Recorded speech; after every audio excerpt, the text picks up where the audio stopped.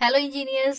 Last lecture में हम लोगों ने ऑब्जेक्टिव टाइप क्वेश्चन किए थे 2019 और 2020 के डीएसए के। तो इस लेक्चर में हम लोग 2020 के बाकी जो सब्जेक्टिव क्वेश्चन रहते हैं उनको सॉल्व करेंगे। और प्रियांशु ने बोला था कि मैम 19 और 21 के भी डालिए। तो 21 में एग्ज़ाम नहीं हुई है, 20 में हुई है जो कि अभी बच्चे 7 सेमेस्टर में है, और 22 में हुई है जो बच्चे अभी 5th सेमेस्टर में है। और नेक्स्ट आप लोगों का एग्ज़ाम होगा। और 19 में जो हुआ है तो ठीक है, मैं 19 के पीवाईक्यूज डाल दूंगी। तो स्टार्ट करते हैं। सबसे पहला क्वेश्चन नंबर 3, पोस्टफिक्स एक्सप्रेशन पूछ रहा है इसका। तो पोस्टफिक्स एक्सप्रेशन हम लोग इवेलुएट कैसे करते हैं, तो स्टैक में डालना है और हर बार का कंटेंट भी दिखाना है। The above expression evaluated using stack, stack का यूज करके इवेलुएट करना है और content of stack after each step आपको दिखाना है। तो इसको कैसे सॉल्व करते हैं, इसको ऐसे सॉल्व करते हैं कि जैसे कि हमारा दिया हुआ है 8 7 3 minus divide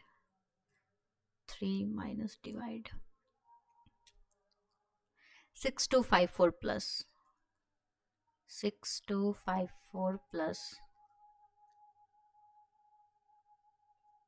multiply plus minus. तो ऐसा ही कुछ दिया हुआ है। तो मैं आपको कंसेप्ट समझा देती हूँ, आप इसको आराम से बना लेंगे। तो स्टैक में क्या होता है, स्टैक हमारा एक डेटा स्ट्रक्चर है जो कि लास्ट इन फर्स्ट आउट पे वर्क करता है। मतलब जो पहले आएगा वो सबसे लास्ट में बाहर जाएगा, जो सबसे लास्ट में आएगा वो सबसे पहले बाहर जाएगा। तो ये किस तरह से वर्क करता है, इस पे हमेशा दो ही ऑपरेशन परफॉर्म हो सकते हैं, पॉप और पुश। और हमेशा पॉप पुश कोई भी ऑपरेशन परफॉर्म होगा वो टॉप ऑफ स्टैक से परफॉर्म होगा। ठीक, टॉप ऑफ स्टैक क्या होता है, तो लास्ट एलिमेंट जो स्टैक में इंटर रहता है उसको टॉप ऑफ स्टैक कहते हैं। तो 8 आया, 8 को हमने इंसर्ट कर दिया। फिर 7 आया, 7 को हमने इंसर्ट कर दिया। फिर 3 आया, 3 को इंसर्ट कर दिया। उसके बाद ये होता है कि कोई भी अगर ऑपरेटर आता है, जैसे न्यूमेरिक वैल्यू आएगा तो आप उसको सीधा इंसर्ट करते जाओ, लेकिन अगर ऑपरेटर आता है तो ऊपर वाले दो को पॉप करके, जैसे आपने 3 को पॉप किया फिर 7 को पॉप किया, ठीक, ऊपर वाले दो को पॉप करके उसमें ये ऑपरेशन परफॉर्म कर दो। 7 - 3 4, और जो रिजल्ट आया उसको वापस से पुश कर दो। तो अब हमारा स्टैक कैसा दिखेगा, आपको स्टेप बाय स्टेप स्टैक दिखाना है। तो यहाँ 8 ही रहेगा, यहाँ 4 आ जाएगा, 8 4। उसके बाद फिर नेक्स्ट हमारा फिर से ऑपरेटर आया तो फिर ऑपरेशन परफॉर्म करेंगे, इन दोनों को पुश करेंगे, फिर रिजल्ट को स्टोर करेंगे। पहले दो ऑपरेटर को पुश कर लो, पुश कर लिया, दोनों के बीच ऑपरेशन परफॉर्म कर दो, कर दिया, जो रिजल्ट आया उसको टॉप ऑफ स्टैक में डाल दो। तो अब हमारे स्टैक में क्या है, सिर्फ 2 है। ठीक, उसके बाद आया 6, 6 फिर से पुश हो जाएगा। फिर आया 2, 2 पुश हो जाएगा। उसके बाद है हमारा 4, 4 सॉरी 5, 5 पुश हो जाएगा। फिर है 4, 4 पुश हो गया। उसके बाद प्लस ऑपरेटर मतलब इन दोनों को करो बाहर, ऐड करो तो हो जाएगा 9। फिर इस 9 को यहाँ पुश कर दो। तो अब हमारा स्टैक कैसा दिखेगा, अब स्टैक दिखेगा 2 6 2 9, ऐसा कुछ दिखेगा stack. Next, wait for a minute, sorry.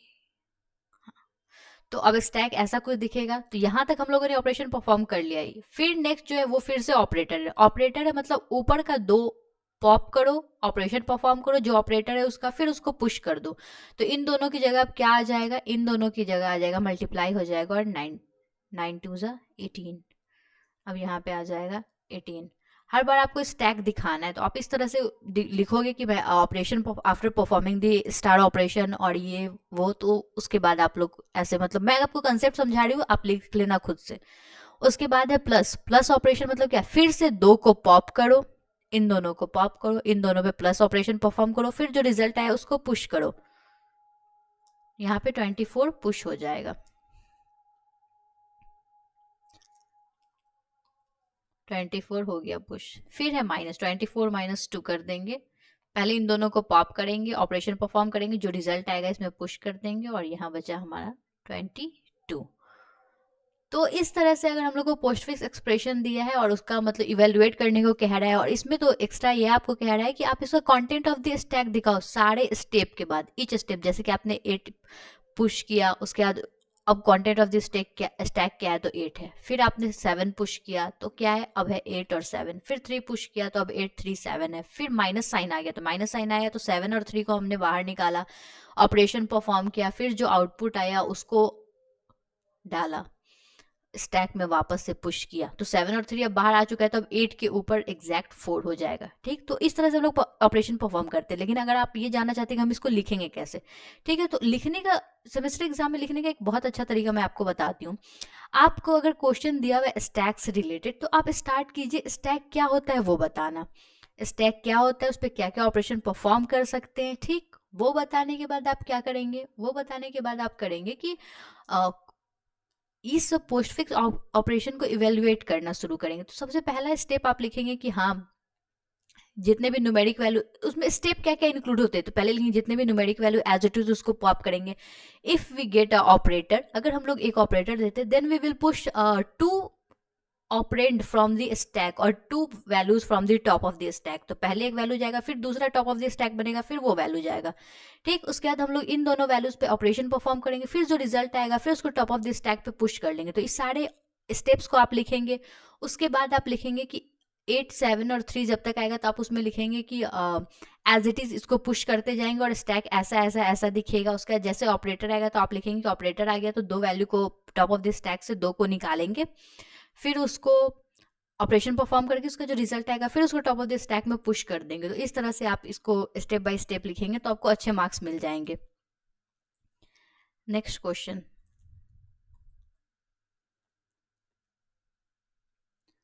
what are the different notations for comparing the time complexity of an algorithm? algorithm के टाइम कॉम्प्लेक्सिटी को कंपेयर करने के लिए कौन कौन से नोटेशन यूज होते हैं और सबको एक्सप्लेन करना है इस क्वेश्चन में। तो चलिए करते हैं,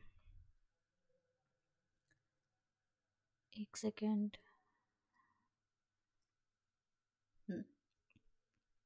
तो ये सेकेंड नंबर क्वेश्चन का आंसर है। आपको ऐसे नहीं लिखना है, आपको पॉइंट बाय पॉइंट लिखना है। जैसे कि सबसे big O notation represent the upper bound of an algorithms time complexity, ये एक पॉइंट होगा। फिर इसके बाद दूसरा पॉइंट होगा, पॉइंट वाइज अगर आप लिखते हैं तो इन्विजिलेटर को अच्छे से समझ में आता है और आपको मार्क्स भी अच्छे मिलते हैं। तो ओवरऑल ये क्वेश्चन क्या कह रहा है कि टाइम कॉम्प्लेक्सिटी को हम लोग किस किस तरह से, किस किस फंक्शन से मेजर करते हैं। तो आपको पता है कि हम लोग इसको 6 तरीके से मेजर कर सकते हैं। एक होता है बिग O, दूसरा होता है omega, theta, little O, little omega. इतने सारे नोटेशन से हम लोग इसको कर सकते हैं। तो बिग O क्या करता है कि ये अपर बाउंड दिखाता है, मतलब मैक्सिमम, मतलब क्या वर्स्ट केस कितना जा सकता है चीजों का। ठीक, it describes the worst scenario of an algorithm in terms of the maximum number of operations। maximum number of operations ये परफॉर्म करके जितना वर्स्ट एल्गोरिदम का जा सकता है टाइम कॉम्प्लेक्सिटी, वो बिग O बताता है। इसको हम लोग big O, capital O of N से लिखते हैं, इस तरह से लिखते हैं। और इसका मतलब ये होता है कि number of operation grows linearly with the size of the input. Size of जितना आप इनपुट का साइज बनाएंगे उतना ज़्यादा आपको ऑपरेशन परफॉर्म करना पड़ेगा। तो बिग O ये बताता है। और बिग O का हम लोग फंक्शन इस तरह से लिखते हैं, f of n equal to big O of g of n। ठीक, इसका मतलब क्या होता है, इसका मतलब होता है f of n is less than equal to a constant value into g of n where the n is greater than equal to n naught। n naught क्या होता है, n naught एक थ्रेशोल्ड वैल्यू होता है। ठीक, तो ये था big O notation. Big O notation हो गया। अब होता है हमारे ओमेगा नोटेशन। ओमेगा नोटेशन का हम लोग किस तरह से रिप्रेजेंट करते हैं, तो ये लोअर बॉन्ड को रिप्रेजेंट करने के लिए यूज किया जाता है ओमेगा नोटेशन को। लोअर बॉन्ड मतलब बेस्ट केस, बेस्ट केस में हमारा कितना ऑपरेशन परफॉर्म करना पड़ेगा। तो omega notation represent the lower bound of an algorithm time complexity is describe the best case scenario of an algorithm in terms of minimum number of operations required relative to the size of the input. Input का size बड़ा है तो list linearly increase करेगा। ठीक है, तो ये best case दिखाता है और इसको हम लोग इस तरह से डिनोट करते हैं। अब इसका भी इस तरह का मैथमेटिकल कुछ मतलब होगा तो वो भी लिख देते हैं आपके लिए।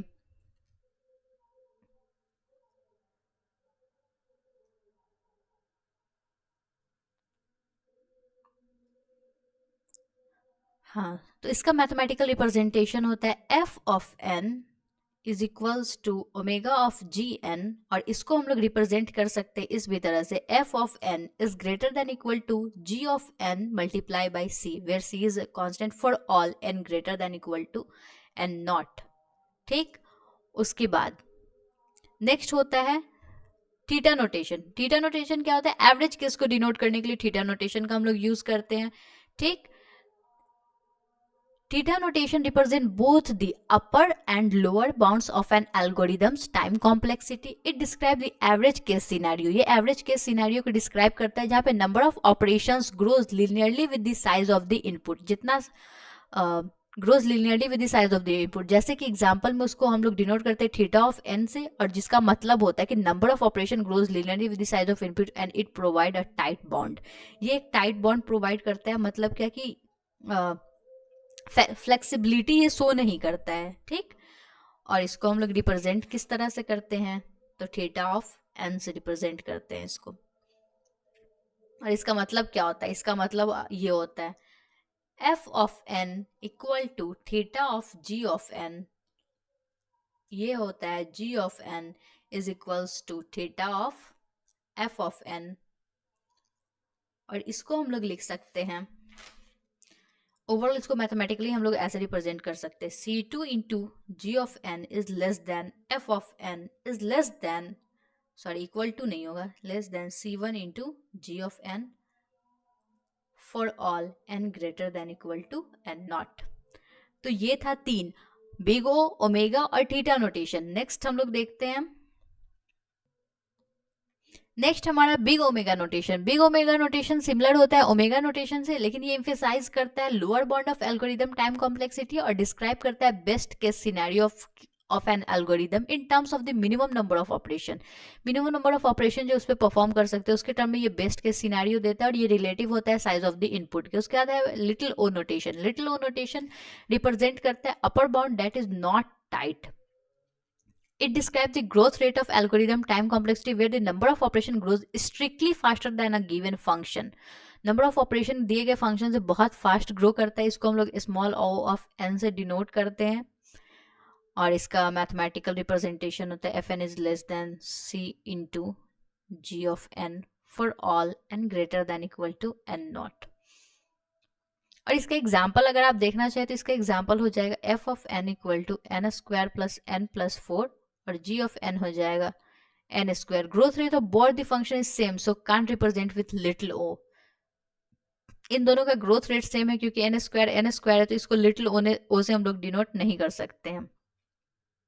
इसको हमेशा बिग o से डिनोट करेंगे, big o of g of n.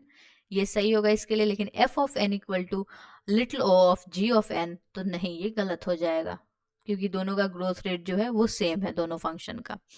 लेकिन अगर हमारे पास क्वेश्चन में दिया रहे, एक मिनट इसको मैं इरेज कर लेती हूँ फिर बताती हूँ. ये तो था कि नहीं ये नहीं होगा, तो कौन से फंक्शन है जो होंगे लिटिल ओ. ये फंक्शन जो था इसका ग्रोथ रेट सेम था, तो ये बिग ओ हो गए. लिटिल ओ के लिए होगा फर्स्ट, अगर हम लोग लिखते हैं f of n equal to n square log of n, and next g of n जो है वो है n into log of n का स्क्वायर. तो अगर हम लोग n का value n raise to power 10 रखते हैं, n का वैल्यू, तो ये हो जाएगा n raise to power 20 log of n raise to power 20, और यहाँ बेस में भी n है तो ये 20 बाहर आ जाएगा, ये हो जाएगा 20 into n raise to power 20. Whereas ये हो जाएगा n तो बाहर n रेज टू पावर 10 ही रहेगा, और ये स्क्वायर हो गया तो log n raise to power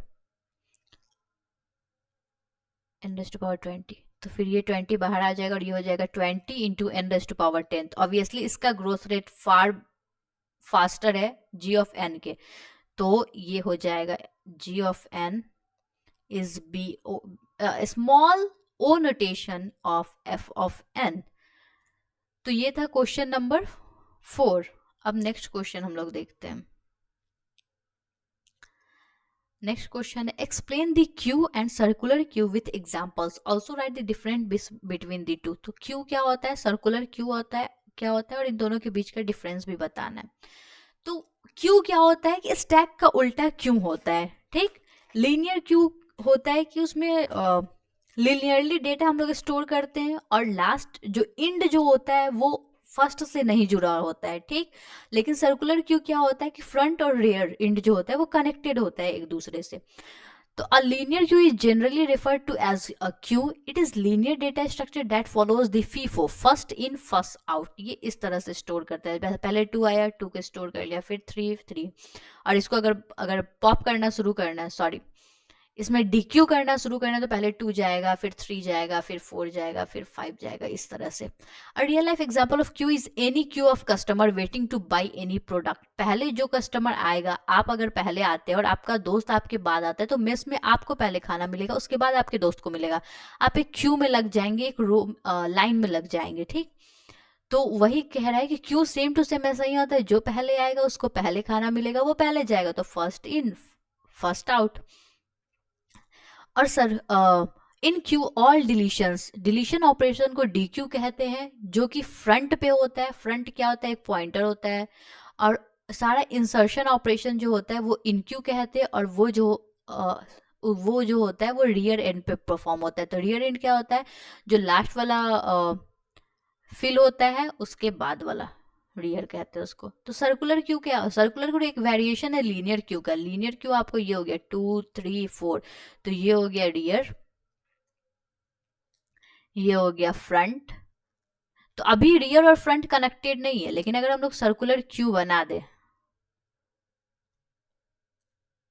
तो 2 3 4 5 6 7, तो ये है फ्रंट, ये है रियर, तो ये आपस में कनेक्टेड है। ये चीज आप याद रखिएगा। डिलीशन ऑपरेशन को हम लोग डीक्यू कहते हैं और वो फ्रंट पे परफॉर्म किया जाता है। इंसर्शन ऑपरेशन को ईक्यू कहते हैं, वो रियर एंड पे परफॉर्म किया जाता है।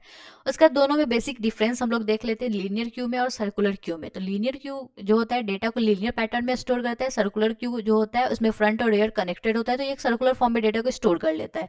इंसर्शन डिलीशन ऑपरेशन फिक्स्ड होता है लीनियर क्यू में।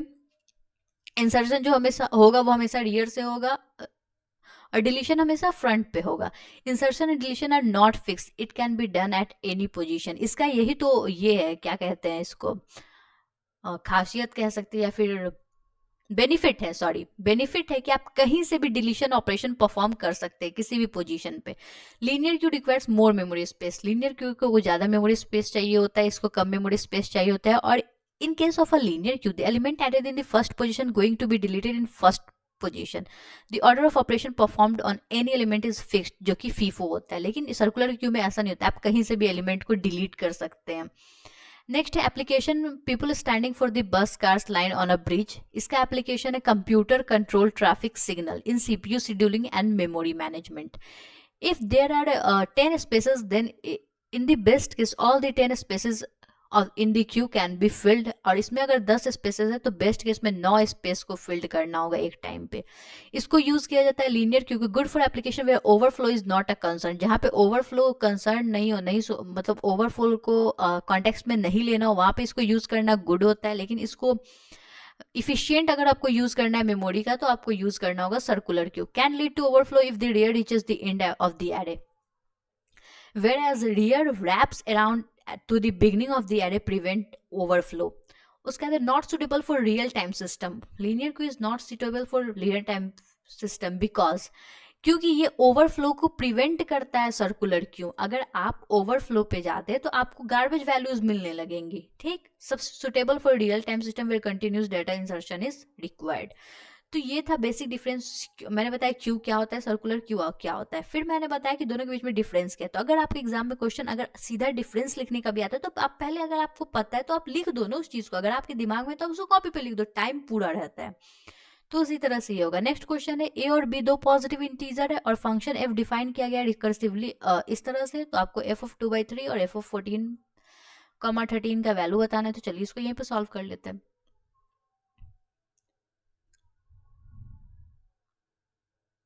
एक मिनट,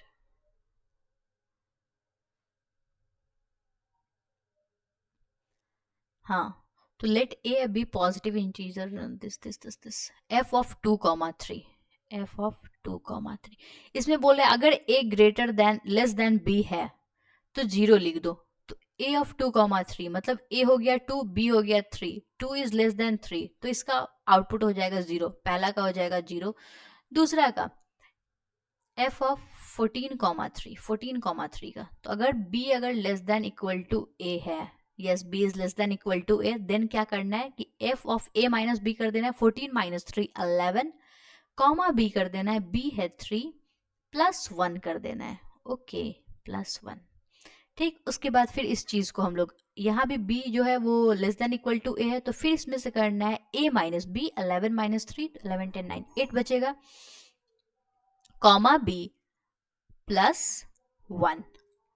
फिर इसको करते हैं, इसको फर्दर हम लोग कर देंगे। फिर यहाँ b जो है less than equal to a है, तो 8 a माइनस b कर देंगे, तो ये हो जाएगा 5, 3 + 1।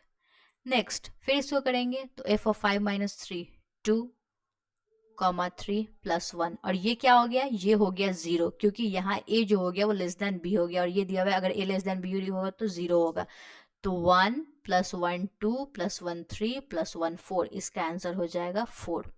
तो ये था क्वेश्चन नंबर 6। नेक्स्ट क्वेश्चन हम लोग नेक्स्ट लेक्चर में करेंगे। Thank you, that's all for this video, thank you for watching.